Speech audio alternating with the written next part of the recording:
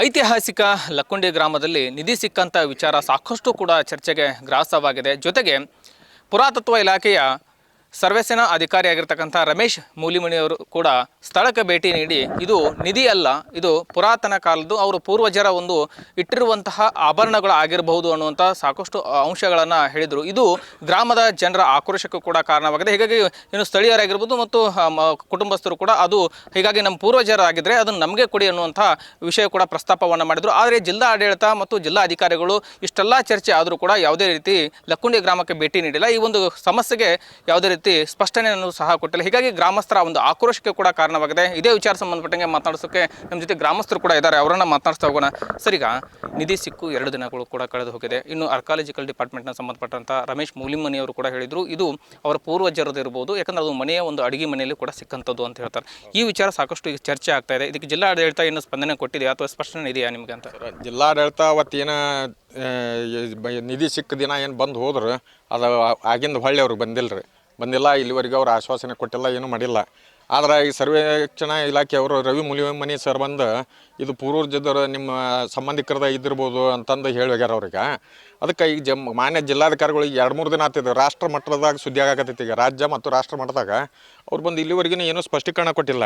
ಜನರು ಗೊಂದಲಕ್ಕೀಡಾಗ್ಯಾರ. ಈಗ ಅವರು ಸ್ಟೇಟ್ಮೆಂಟ್ ಕೊಟ್ಟಿಂದ, ಈಗ ಹೇಳಿಕೆ ಕೊಟ್ಟಿಂದ, ಅದ್ರ ಸಲುವಾಗಿ ಈಗ ಮಾನ್ಯ ಜಿಲ್ಲಾಧಿಕಾರಿಗಳು ಬಂದು ಅವ್ರು ಜಂಟಿಯಾಗಿ ಈ ಸರ್ವೇಕ್ಷಣಾ ಅಧೀಕ್ಷಕರು ಏನು ಅದರ ರವಿ ಮೂಲಿಮನಿಯವರು ಏನು ಹೇಳಿಕೆ ಕೊಟ್ಟರ ಅವ್ರು ಕರ್ಕೊಂಬಂದು ಜಂಟಿಯಾಗಿ ಹೇಳಿಕೆ ಕೊಡ್ಬೇಕಂತಂದು ನಾನು ಲಕ್ಕುಂಡಿ ಗ್ರಾಮಸ್ಥರ ಪರವಾಗಿ ಈ ಮೂಲಕ ಅವ್ರಿಗೆ ಆಗ್ರಹ ಪಡಿಸ್ತೀನಿ. ಸರ್, ಪ್ರಾಮಾಣಿಕತೆಯಿಂದ ಸುಮಾರು ಸಿಕ್ಕಂಥ 466 ಗ್ರಾಮ್ ಚಿನ್ನ, ಸುಮಾರು ಒಂದು 70-80 ಲಕ್ಷ ರೂಪಾಯಿ ಮೌಲ್ಯದ್ದು ಸ್ವಯಂ ಪ್ರೇರಿತವಾಗಿ ಕೊಟ್ಟಿದ್ದಾರೆ. ಆದರೆ ಜಿಲ್ಲಾಡಳಿತಕ್ಕೆ ಈಗಾಗಲೇ ಹಸ್ತಾಂತರ ಕೂಡ ಮಾಡಿದ್ದಾರೆ. ಆದರೆ ಇಲ್ಲಿ ಇಷ್ಟೊಂದು ಸಾಕಷ್ಟು ಗೊಂದಲ ಉಂಟಾಗ್ತಾ ಇದೆ.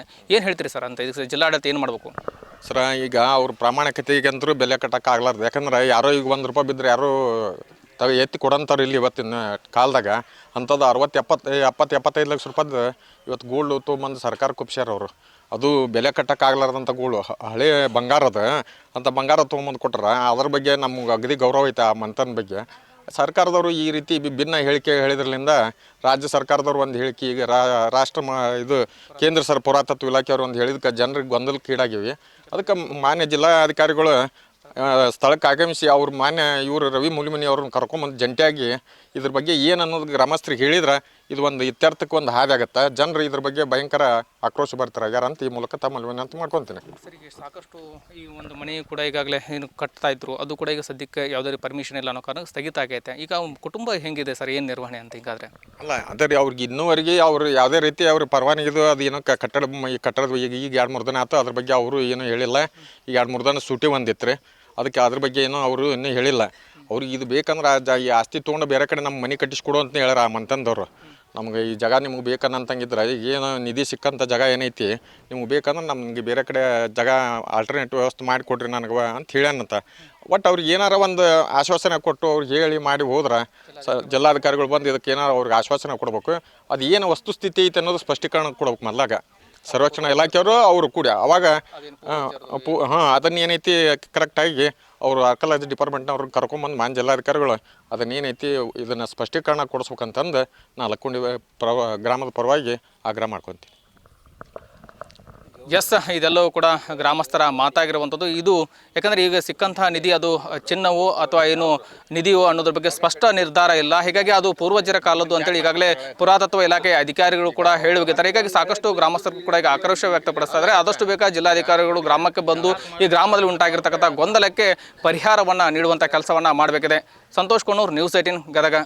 ನಿರ್ಭೀತ, ನಿಷ್ಪಕ್ಷಪಾತ, ವಿಶ್ವಾಸಾರ್ಹ ಸುದ್ದಿಗಳಿಗೆ ಮತ್ತೊಂದು ಹೆಸರಾಗಿರುವಂತ ನ್ಯೂಸ್ 18 ಕನ್ನಡ ಈಗ ಆಪ್ನಲ್ಲೂ ಲಭ್ಯವಿದೆ. ದಯವಿಟ್ಟು ಇಲ್ಲಿರುವಂತ QR ಕೋಡ್ ಸ್ಕ್ಯಾನ್ ಮಾಡಿಕೊಂಡು ಆಪ್ ಡೌನ್ಲೋಡ್ ಮಾಡೋದಕ್ಕೆ ಮರಿಬೇಡಿ. ನಿಮ್ಮ ಬೆಂಬಲ ಹೀಗೆ ಸದಾ ನಮ್ಮೊಂದಿಗಿರಲಿ. ಧನ್ಯವಾದ.